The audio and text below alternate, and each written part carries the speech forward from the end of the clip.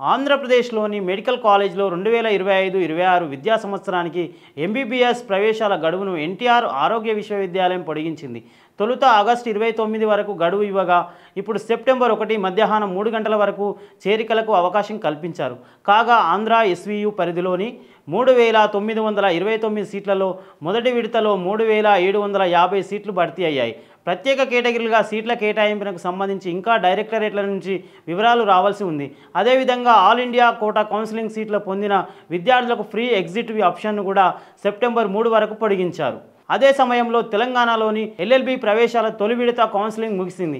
రాష్ట్ర వ్యాప్తంగా మొత్తం 7540 కన్వీనర్ కోటా కింద సీట్లలో 6218 సీట్లు కేటాయించబడ్డాయి.